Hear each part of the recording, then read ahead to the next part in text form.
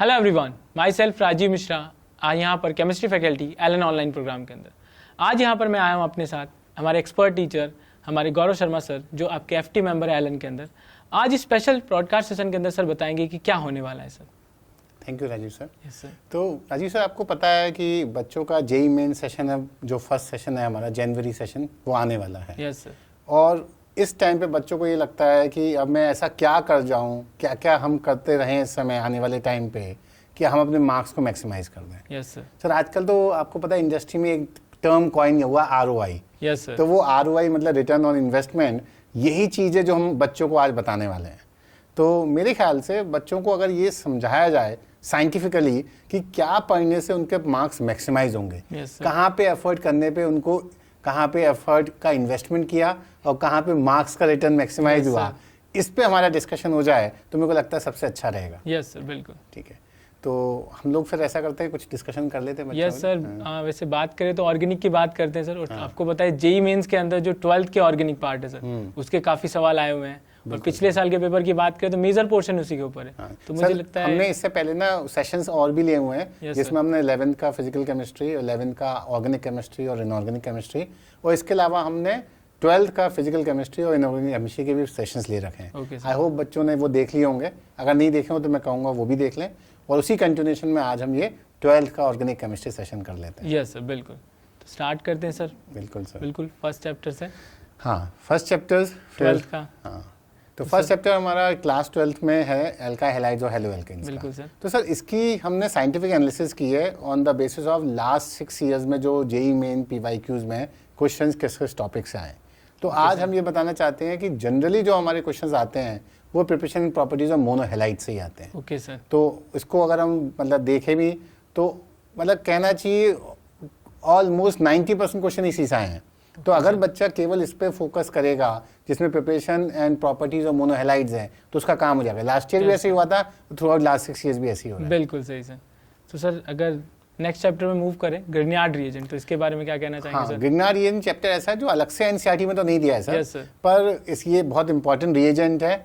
ये एक तरह से इस चैप्टर के फॉर्म में हम समझें या कोई टॉप रिएजेंट के फॉर्म में समझें, इसके बारे में मुझे लगता है कुछ बच्चों को पता रहना चाहिए। Yes, sir. Grignard reagent sir आपको पता ही है जैसे कि वो एज अ बेस की तरह से भी एक्ट कर लेता है और एज अ न्यूक्लियोफाइल भी। पर ग्रिग्नार्ड रिएजेंट का आपको पता है मेजर जो रिएक्शंस है वो न्यूक्लियोफिलिक तौर पे ही हैं। तो यहाँ पर अगर हम सोचें कि बच्चों का अगर टोटल कवरेज के हिसाब से देखा जाए तो ऑलमोस्ट 60-65% क्वेश्चंस तो केवल इसी विध में हैं जहाँ पे वो न्यूक्लियोफिलिक सब्स्टिट्यूशन रिएक्शन या न्यूक्लियोफिलिक एडिशन रिएक्शन या सब्स्टिट्यूशन न्यूक्लियोफिलिक, ये सारी एडिशन एलिमिनेशन वाले रिएक्शंस पे ही बातचीत हुई है। बिल्कुल। तो मैं बच्चों से बोलूँगा ग्रिग्नार्ड रिएजेंट के इस एस्पेक्ट पे वो जरूर फोकस करें, यहीं से ज़्यादा क्वेश्चन उनके पास आएंगे। बिल्कुल सर। तो सर अगर नेक्स्ट चैप्टर की बात करें अल्कोहल ईथर, हाँ, अल्कोहल ईथर्स काफी इंपॉर्टेंट चैप्टर है। और हम जानते हैं जेई में इस पे क्वेश्चंस आते रहते हैं। पर यहाँ पर भी सर मैं एक बात बोलूँ, properties and preparation of alcohols, ये ही है मेन फोकस। 60% फोकस मैं इसी पे ही दूंगा। लास्ट ईयर भी अगर मैं बोलूँ कि क्वेश्चंस अगर 8 आए थे टोटल, तो उसमें से 4 क्वेश्चन तो अल्कोहल्स के प्रिपरेशन प्रॉपर्टीज ऑफ अल्कोहल्स पे। बिल्कुल सही सर। ठीक है, ईथर्स पे उतना ज्यादा क्वेश्चन अब नहीं आ रहे हैं। ना सर, नेक्स्ट चैप्टर की बात करें सर, मुझे लगता है एरोमेटिक कंपाउंड, जो सभी लोगों को लगता है कि डर बहुत ज़्यादा है चैप्टर से, बट लेकिन मुझे लगता है कि सर अगर इंपॉर्टेंट टॉपिक इसके पढ़ लिए जाए तो चैप्टर बहुत आसान लग जाता है। क्या कहना है सर आपका इसमें? बिल्कुल सर एक्चुअली ये एरोमेटिक ऐसा चैप्टर है, एरोमेटिक हाइड्रोकार्बन्स ऐसा चैप्टर है जो कि सबसे ज़्यादा क्वेश्चंस अट्रैक्ट करता है जेईई मेंस में। Yes sir. मतलब अगर मैं किसी भी केमिस्ट्री के चैप्टर से इस चैप्टर की तुलना करूं, चाहे वो फिजिकल केमिस्ट्री हो, चाहे इनऑर्गेनिक केमिस्ट्री, चाहे ऑर्गेनिक केमिस्ट्री हो, ये एरोमेटिक हाइड्रोकार्बन्स ऐसा चैप्टर है जिसमें सबसे ज़्यादा क्वेश्चंस पूछे गए हैं लास्ट 6 ईयर्स में। yes, और ये एक्सपेक्ट करना कि हर साल हर सेशन के हर पेपर में ये कम से कम 1 से 2 क्वेश्चंस आते हैं, तो ये कोई गलत बात नहीं होगी सर। बहुत ज़्यादा एम्फेसिस है इस चैप्टर पे। और अगर हम इसके अंदर और डिटेलिंग की बात करेंगे तो सबसे ज़्यादा इसमें क्वेश्चंस आते हैं बेंजीन, उसकी प्रिपरेशन और उसकी प्रॉपर्टीज़ पे। सबसे ज़्यादा क्वेश्चन इसी बात है। इसके अलावा सर आपको पता है एक और है हमारा एरिया जिसमें केमिकल रिएक्शंस और अमीन्स, ठीक है, कपलिंग के reaction, diazonium salt. Diazonium salt तो आपको पता है इंपॉर्टेंट है ही, कपलिंग के क्वेश्चंस, ये सारे चीज़ें ऐसी हैं जो एक बहुत बड़ा वेटेज लेके चल रही हैं। और इसके बाद अगर हम एक और कोई सब टॉपिक आइडेंटिफाई करें तो वो क्या है, physical properties and preparation of phenols. उसके अंदर भी आपको पता है बहुत सारे क्वेश्चंस हैं, कोल बेसमेट और बहुत सारे अलग अलग रिएक्शंस हैं, तो वो बच्चों को हमेशा कर लेने चाहिए। तो ये मैं 3 मेजर टॉपिक्स जरूर आइडेंटिफाई करूंगा एरोमेटिक कंपाउंड्स में जो बच्चे अच्छे से कर सकते हैं। सर अगर नेक्स्ट चैप्टर की बात करें हम तो अगेन एक देखा जाए तो एनसीईआरटी में चैप्टर का नाम भी है और हम भी ऐसे ही पढ़ाते हैं सर। नेक्स्ट चैप्टर है carbonyl compound. Carbonyl compounds, actually carbonyl compounds famous है अपने बहुत ज़्यादा नेम रिएक्शन को लेके, पर आपको इस बात को सुनकर आश्चर्य होगा कि प्राइमरीली अगर कोई ज़्यादा जिस पे क्वेश्चंस आए हैं वो हैं chemical reactions of aldehyde and ketones. मतलब यहाँ पे काफ़ी सारी चीज़ें नेम रिएक्शंस वाली हैं बच्चों, जिसमें आपको देखा जाएगा। तो अगर मैं बोलूँ टोटल जितने भी क्वेश्चंस आए हैं इसमें कार्बोनिल कंपाउंड्स पे, तो मोर देन 50% क्वेश्चंस है chemical reactions of aldehydes and ketones पे हैं, मोर देन 50%। हमारा हर साल का ट्रेंड ऐसे ही चलता आ रहा है। बिल्कुल। तो सर मुझे लगता है बच्चों को एक बात बतानी चाहिए कि ये होते हैं एक्सपर्ट को पता है कि कहाँ से पेपर बनने वाला है और कहाँ से सवाल आने वाले। तो सर बेसिकली सर एक और बताऊँ, ये एक साइंटिफिक एनालिसिस की हुई है हमने, जो बच्चों के साथ हम शेयर भी करेंगे कि लास्ट 6 ईयर्स में कौन से सब टॉपिक से क्वेश्चंस आए हैं। मैं आपको बता रहा हूँ राजीव सर कि बच्चों को ये सब चीज़ें ही इस समय ज़्यादा मतलब वैल्यूएबल हैं, क्योंकि अब बच्चा कंप्लीट सिलेबस नहीं पढ़ सकता। अगर उसने कोई चैप्टर्स ऐसे हैं जो उसने ठीक से नहीं पढ़े, तो वो ये चाहता है कि किसी चैप्टर में ऐसा कौन सा एरिया है जहाँ पे मैं ज़्यादा फोकस करूँ और मेरे सबसे ज़्यादा मार्क्स आ जाए। तो in order to maximise your marks in the upcoming session of your JEE mains examination, मैं बच्चों आप लोगों को बोल रहा हूँ कि जो हम टॉपिक्स आपको बता रहे हैं उस पे आप प्राइमरीली फोकस जरूर करिएगा। इन टॉपिक्स को आप किसी भी कॉस्ट पे छोड़कर नहीं जा सकते। बिल्कुल सर। अगर नेक्स्ट चैप्टर की बात करें हम carboxylic acid and it's derivatives, carboxylic acid derivatives से उतने ज्यादा क्वेश्चन तो सही बताऊं सर नहीं आते। बिल्कुल सर, ठीक है, कम ही क्वेश्चन आते हैं, पर फिर भी अगर बच्चे का यूज करेंगे इस वाले टॉपिक को फॉर मार्क्स एनहेंसमेंट, तो reaction involving acid group, heating effect, इस पे भी क्वेश्चंस आते हैं। ठीक है, तो जैसे अल्फा डाइकार्बोक्सिलिक एसिड होता है, बीटा कीटो एसिड होता है, इस पे पता नहीं हीटिंग इफेक्ट करते हुए जरूर क्वेश्चंस बनाते रहता है। तो ये प्राइमरी चीजें हैं जो कि हम कह सकते हैं बच्चों से कार्बोक्सिलिक एसिड एंड डेरिवेटिव्स से पूछी जाती हैं। बिल्कुल सर।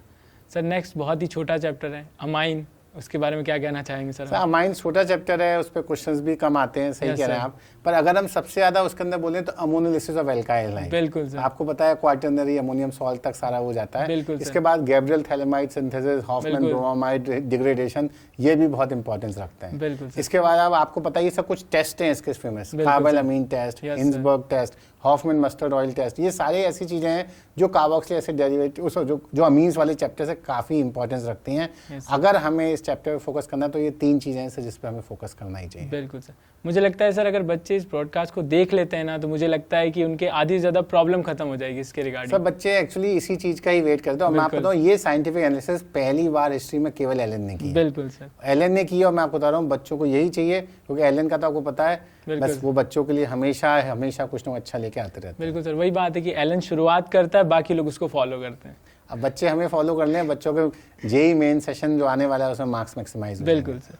सर नेक्स्ट चैप्टर है बायोमॉलिक्यूल्स। हाँ, तो बायोमॉलिक्यूल्स की भी अगर हम बात करें बच्चों, तो कहीं ना कहीं हमें preparation and properties of amino acids पे ध्यान रखना पड़ेगा। वो इंपॉर्टेंट चैप्टर है, उस पर क्वेश्चन आते हैं। इसके अलावा आपका glucose, preparation properties of glucose, और कुछ डायसैकेराइड्स वगैरह पे भी क्वेश्चन आते हैं, उसमें प्राइमरली सुक्रोज पे क्वेश्चन आते हैं। तो ये अगर बच्चे ध्यान रख लेते हैं तो बायोमॉलिक्यूल्स में उसको कहीं कोई कष्ट नहीं आने वाला। बिल्कुल सर, मतलब कार्बोहाइड्रेट वाला जो पार्ट है वो इंपॉर्टेंट हो जाता है एक तरीके से देखा जाए। सर अब तो अमीनो एसिड्स की भी मैंने आपको बात की, उसके क्वेश्चंस काफी आए हैं। तो फिर भी अब मैं तो कहूँगा दोनों का बैलेंस बनाना पड़ेगा, preparation and properties of amino acids, preparation and properties of glucose.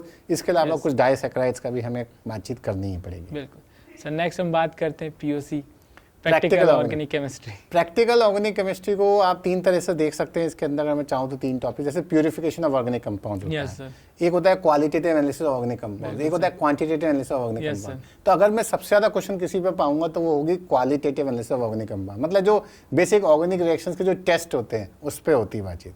एक होता है क्वांटिटेटिव एनालिसिस, जिसमें हम percentage of nitrogen, percentage of carbon, oxygen या हेलोजन, इन सब की बात करते हैं, जलजाल मेथड वगैरह की बात करते हैं। इसके बाद इसका नंबर लगेगा। और प्यूरिफिकेशन पे भी क्वेश्चन आते हैं, पर फिर भी मैं कहूँगा सर क्वांटिटेटिव एनालिसिस और क्वालिटेटिव एनालिसिस, यही 2 इंपॉर्टेंट एस्पेक्ट हैं। पर पीओसी को बच्चे हल्के में ना लें, ये आसानी से इसके डायरेक्ट क्वेश्चंस आते हैं, क्वेश्चंस में मिक्स होके आ जाती है पीओसी। तो ऑर्गेनिक केमिस्ट्री में क्योंकि मिक्स होके क्वेश्चंस आने का बहुत ज्यादा रहता है, तो मैं कहूँगा पीओसी जरूर करें।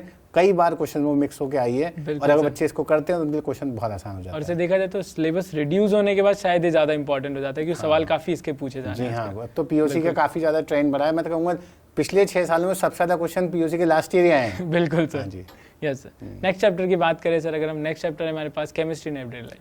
सर आपको पता है केमिस्ट्री इन एवरीडे लाइफ और पॉलीमर्स, ये 2 चैप्टर्स हैं जो कि जेईई मेन सिलेबस से ड्रॉप हो चुके हैं। बिल्कुल सर। तो अब इनके तो कोई बेसिस पे क्वेश्चंस अब ना तो लास्ट ईयर आए थे, ना मुझे इस साल लगता है कि आएंगे। मैं तो चाहूँगा कि बच्चों को इस बात को समझ लें कि ये हमारे सिलेबस का पार्ट अब नहीं है, तो इस पर आपको वर्किंग करनी ही नहीं है। ठीक है, बिल्कुल आप निश्चिंत होकर इसको छोड़ दीजिए। ये आपके जे एडवांस के सिलेबस में है, इसको आप बाद में भी कर सकते हैं अगर आपके टाइम डजंट अलाउ यू। बिल्कुल।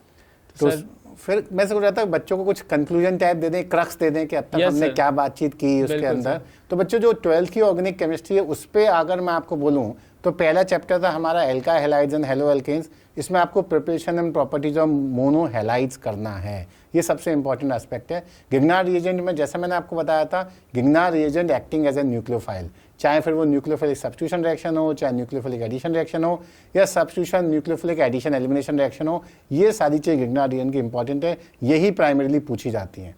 एल्कोहल ईथर्स बहुत ज़्यादा क्वेश्चन नहीं आ रहे आजकल, हालांकि preparation and properties of alcohols आप कर सकते हैं, थोड़ा बहुत आप सोच सकते हैं reaction of ether, but still वही आपका जो एसिड के प्रेजेंस में जो उसका क्लेवेज वगैरह होता है, बस वो सब आपको थोड़ा सा करना आना चाहिए। इसके बाद हमारा सबसे इंपॉर्टेंट चैप्टर आ जाता है एरोमेटिक हाइड्रोकार्बन्स। एरोमेटिक वाला चैप्टर मैं आपको फिर बोलूंगा मोस्ट मार्क्स फेचिंग चैप्टर है हमारा पूरी केमिस्ट्री का। मुझे लगता है किसी भी सब्जेक्ट का सबसे मोस्ट मार्क्स फेचिंग भी हो सकता है। Yes sir. और इसका ROI में मैक्सिमम मानता हूँ। सर मैं ये मानता हूँ यही ऐसा चैप्टर है जिसमें जितना भी बच्चा एफर्ट करता है उतने उसके मार्क्स अपने आप बढ़ जाते हैं। तो मैं अगर बच्चों को डायरेक्ट मैसेज दूं तो aromatic hydrocarbon is a must for you. इसके अंदर अगर हम बात करें तो हम लोग केमिकल रिएक्शंस ऑफ एनिलीन है, डायजोनियम सॉल्ट है और उसका डायजो कपलिंग है, इसको हम सबसे ज्यादा देख रहे हैं क्वेश्चंस में आते हुए। बिल्कुल सर, काफी बार पूछ भी लेता है इसके क्वेश्चन, इस लास्ट भी पूछे गए हैं, पहले भी पूछे गए हैं। और एक तो हमें पता ही है बेंजीन, उसके रिएक्शंस, उसकी प्रॉपर्टीज, उसकी प्रिपरेशन, उसके सारे क्वेश्चन है। फिडल क्राफ्ट वगैरह ये पूछा जाता है, नाइट्रेशन, हेलोजिनेशन, ये सारी चीजें पूछी जाती हैं। और इसके अलावा जो हमारे लिए इंपॉर्टेंस रखता है वो रखता है फिनॉल। फिनॉल के बहुत सारे टेस्ट हैं, केमिकल रिएक्शंस हैं, उसके टेस्ट फिनॉल से, वो सारी चीजें बच्चों को कर लेनी चाहिए, तब हम मानेंगे कि उसने मेजर पोर्शन एरोमेटिक का कर लिया। कार्बोनिल कंपाउंड्स आपको पता है chemical reaction of aldehydes and ketones, इसमें बहुत सारे नेम रिएक्शन आ जाते हैं, जैसे एल्डोल कंडेंसेशन आ जाता है, कैनिज़ेरो आ जाता है, तो ये बच्चों को मेरे ख्याल से कर लेने चाहिए। और सर एक और उसमें है हेलोफॉर्म। ठीक है, हेलोफॉर्म बहुत इंपॉर्टेंट है, मैं कहूँगा वो बच्चों को जरूर करना चाहिए। Haloform reaction is a must. ठीक है, तो ऑक्सीडेशन ऑफ कार्बोनिल कंपाउंड्स है, हेलोफॉर्म, ये सारी चीजें हमें करनी आनी चाहिए। ठीक है, इसके बाद अगर हम बात करें कार्बोक्सिलिक एसिड्स एंड डेरिवेटिव्स, तो कार्बोक्सिलिक एसिड डेरिवेटिव्स जैसा कि मैंने आपको बताया था, रिएक्शंस ऑफ एसिड ग्रुप और हीटिंग इफेक्ट। हीटिंग इफेक्ट पे पता नहीं को मैंने देखा है हर बार सीक्वेंस वाले क्वेश्चन में कहीं ना कहीं वो आता ही आता है। बिल्कुल सर। हाँ, तो कार्बोक्सिलिक एसिड डेरिवेटिव्स में हम ये कर सकते हैं। और इसके बाद अगर हम बात करें अमीन्स, तो अमीन्स की मैंने आपको बात कही थी, ammonolysis of alkyl halides, Gabriel phthalimide synthesis और हॉफमैन ब्रोमाइड डिग्रेडेशन रिएक्शन, ये सारी चीजें ऐसी हैं जो इंपॉर्टेंट है। अगर हम देखते हैं कुछ और इसमें आता है तो वो आता है carbylamine test, Hinsberg test and Hofmann mustard test. ये कुछ टेस्ट हैं जिस पे बेस क्वेश्चंस आते रहते हैं। जैसे कई बार पूछ लेता है which of the following will not give carbylamine test, और केवल प्राइमरी अमीन ढूंढनी है उसमें कि कौन सी नहीं है, बस उससे काम हो जाएगा। बिल्कुल सर। ठीक है, और फिर अगर हम सोचें तो बायोमोलिक्यूल्स में हम आसानी से मार्क्स लेकर आ सकते हैं, डायरेक्ट क्वेश्चंस बनते हैं, एनसीईआरटी बेस्ड ज्यादा क्वेश्चंस आते हैं। उसमें इंपॉर्टेंस रखते हैं preparation and properties of amino acids, preparation and properties of glucose, और कुछ क्वेश्चंस हम देखते हैं वो डाइसैकराइड्स पे भी आ जाते हैं। अगर हम सोचें थोड़ा बहुत तो न्यूक्लिक एसिड्स कौन से क्या है, ये इसमें काम चल जाता है। तो यहाँ तक तो हमारी स्टोरी हो जाती है जेईई मेन के अच्छे से। क्योंकि मैं फिर भी कहूँगा पॉलीमर्स और केमिस्ट्री एवरी लाइफ पे आप बच्चों को इस समय कुछ सोचने की जरूरत नहीं है, सेफली आप इसको छोड़ सकते हैं। This is no more a part of JEE main syllabus. बिल्कुल सर। सर जैसे कि बात करें क्लास में बच्चे कहते हैं कि सर हम क्या पढ़ लें ऐसा कि हमारा सब कुछ हो जाए, तो मुझे लगता है शायद इस सेशन के बाद उनको जरूरत नहीं है कि क्या पढ़ना है क्या नहीं पढ़ना है। हाँ जी सही बात है, इसमें तो अब हम लोगों ने सब कुछ कवर कर ही लिया। बिल्कुल। हाँ, तो मुझे लगता है कि इसके बाद तो बच्चों के लिए बस अब केवल यही है, हमें बच्चे 100% फॉलो करें। अगर बच्चे हमें 100% फॉलो करते हैं तो मैं आपको बता रहा हूँ they will come back to us and से सर आपके उस पॉडकास्ट सेशन से मुझे सच में इंसाइट मिल गई कि मुझे किस पे फोकस करना है, कहाँ ज़्यादा मेहनत करनी है, और देखो फिर उसके बाद बच्चों के मार्क्स आ जाएंगे। और मैं आपको बता रहा हूँ ये पॉडकास्ट सेशन में जो हमने उनको डिस्कस करके दिया है, फाइनली मैं आपको बता रहा हूँ वो उसका विनिंग वे है। कई बार बच्चे कहते हैं किसी से मेरी 99 परसेंटाइल आ जाए, सर मैं आपको दावे से कह सकता हूँ अगर बच्चों ने हमें ढंग से फॉलो किया 99.5 परसेंटाइल से भी ज्यादा आ जाएगी केमिस्ट्री। बिल्कुल सर। क्योंकि कई बार देखा गया बच्चों की जब भी केमिस्ट्री में आपको 99 परसेंटाइल समथिंग चाहिए तो 60-70% मार्क्स पे आराम से आ जाती है, कई सेशन में ऐसा होता है। बिल्कुल। तो बस आप लगे रहिए, मेरे ख्याल से इससे काम हो जाएगा। बिल्कुल सर। और मैं सर जैसा कह रहे हैं कि देखो एक्सपर्ट की अगर गाइडेंस है स्टूडेंट्स आपके पास, और गौरव शर्मा सर जैसे एक्सपर्ट अगर आपके साथ हैं और सर की बातों अगर आपने फॉलो कर लिया स्टूडेंट, तो डेफिनेटली आपके 99 परसेंटाइल से अबव आपके डेफिनेटली आएंगे। ठीक है, थैंक यू बच्चों, फिर all the best to you. All the best, thank you everyone.